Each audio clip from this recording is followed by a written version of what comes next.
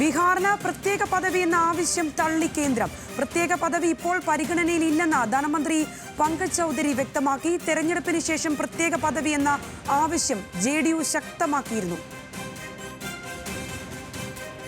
കൂടുതൽ വിവരങ്ങളുമായി ന്യൂസ് ഡെസ്കിൽ നിന്നും ശ്രീജിത്ത് ബാലകൃഷ്ണൻ ചേരുന്നുണ്ട്. ശ്രീജിത്ത്, എന്തൊക്കെ കാരണങ്ങളാണ് ഈ പ്രത്യേക പദവി എന്ന ആവശ്യം തള്ളാനുണ്ടായ സാഹചര്യം? ഇതുണ്ടാക്കുന്ന രാഷ്ട്രീയപരമായ ഒരു പശ്ചാത്തലം അതെങ്ങനെയായിരിക്കും? തീർച്ചയായും സംഗീത, പാർലമെന്റിൽ ഇന്ന് വർഷകാല സമ്മേളനം ആരംഭിച്ചു കഴിഞ്ഞു. വർഷകാല സമ്മേളനത്തിലെ ഏറ്റവും പ്രധാനപ്പെട്ട നിർദ്ദേശങ്ങളിലൊന്ന് ഇതുതന്നെയായിരുന്നു. ബീഹാറിന് പ്രത്യേക സ്പെഷ്യൽ പാക്കേജുകൾ അനുവദിക്കണമെന്നുള്ളതായിരുന്നു. കഴിഞ്ഞ ദിവസം ചേർന്ന NDA യോഗത്തിലും ഈ ആവശ്യം JDU ഉന്നയിച്ചിരുന്നു. എന്നാൽ ഇന്ന് കേന്ദ്ര ധനകാര്യ സഹമന്ത്രി തന്നെ വ്യക്തമാക്കിയിരിക്കുകയാണ് ബീഹാറിന് പ്രത്യേക സാമ്പത്തിക പദവികളും പാക്കേജുകളും ആവശ്യമില്ല എന്ന്.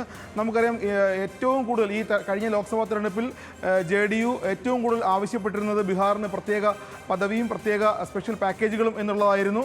ആ ആവശ്യം ഇപ്പോൾ നിരാകരിച്ചിരിക്കുകയാണ്. NDA സംബന്ധിച്ച് ഈ ആവശ്യം നിരാകരിക്കുന്നത് വലിയ രാഷ്ട്രീയ പ്രത്യാഘാതങ്ങളിലേക്ക് പോകാനുള്ള സാഹചര്യമുണ്ട്. കാരണം ലോക്സഭ ഡെപ്യൂട്ടി സ്പീക്കർ അടക്കമുള്ള കാര്യങ്ങളിലേക്ക് തെരഞ്ഞെടുപ്പ് വരാനിരിക്കുകയാണ്.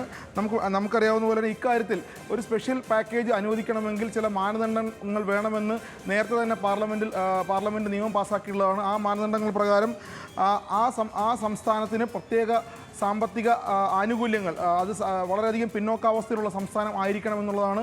ആ ആവശ്യം തന്നെയാണ് JDU ദീർഘകാലമായി ആവശ്യപ്പെട്ടുകൊണ്ടിരിക്കുന്നത്. ബീഹാർ സാമ്പത്തികമായി പിന്നോക്കാവസ്ഥയിലാണ് എന്നുള്ള ഒരു കാര്യം ഉന്നയിച്ചുകൊണ്ടാണ് സാമ്പത്തിക പാക്കേജുകൾ വേണമെന്നും സ്പെഷ്യൽ പാക്കേജ് വേണമെന്നും പ്രത്യേക പദവി വേണമെന്നും ആവശ്യപ്പെട്ടിരിക്കുന്നത്. എന്നാൽ മറ്റ് ചില കാര്യങ്ങൾ കൂടി ഇതിനകത്ത് കേന്ദ്ര സർക്കാർ പരിഗണിക്കുകയുണ്ടായി. അത് പാർലമെൻറ്റ് മുൻപ് പാസ്സാക്കിയുള്ള കാര്യമാണ്. ആ സംസ്ഥാനം മലയോരവും ദുഷ്കരവുമായ ഭൂപ്രദേശമായിരിക്കണം, ജനസാന്ദ്രത കുറവായിരിക്കണം, അതല്ലെങ്കിൽ ആദിവാസി ജനസംഖ്യ കൂടുതലായിരിക്കണം. സാമ്പത്തികമായി പിന്നോക്കം നിൽക്കുന്നതിനെ കൂടാതെ ഈ 4 കാരണങ്ങൾ കൂടി പരിഗണിച്ചുകൊണ്ട് വേണം ഒരു സംസ്ഥാനത്തിന് പ്രത്യേക പദവിയും പ്രത്യേക പാക്കേജുകളും അനുവദിക്കുന്നത് എന്നത് ബീഹാറിന് ഇപ്പോൾ പ്രായോഗികമല്ല. അത് ബീഹാറിന് ഇപ്പോൾ ഒരിക്കലും ബീഹാർ ഒരിക്കലും ഒരു സമ്പൂർണ്ണ ആദിവാസി മേഖലയല്ല. ബീഹാർ ഒരിക്കലും ഒരു മലയോര ഭൂപ്രദേശമല്ല. ബീഹാർ ഒരിക്കലും ഏതെങ്കിലും ഒരു രാജ്യത്തിൻ്റെയുമായി അതിർത്തി പങ്കിടുന്ന പ്രദേശമല്ല. ഈ 4 കാരണങ്ങൾ അല്ലെങ്കിൽ മാറ്റി നിർത്തിയാൽ പ്രത്യേക സാമ്പത്തിക പാക്കേജ്, സ്പെഷ്യൽ പാക്കേജ്, പ്രത്യേക സംസ്ഥാന പദവി എന്നിവ അനുവദിക്കേണ്ടതില്ല എന്ന തീരുമാനമാണ് കേന്ദ്ര സർക്കാർ എടുത്തിട്ടുള്ളത്. അതോടൊപ്പം ഏറ്റവും ശ്രദ്ധേയമായത് ഈ ലോക്സഭാ തെരഞ്ഞെടുപ്പിൽ ബീഹാറിൽ നിന്നുള്ള JDUവിൻ്റെ കൂടി പിന്തുണ കൊണ്ടാണ് ഈ NDA സർക്കാർ, മൂന്നാം നരേന്ദ്രമോദി സർക്കാർ തുടരുന്നത് തന്നെ.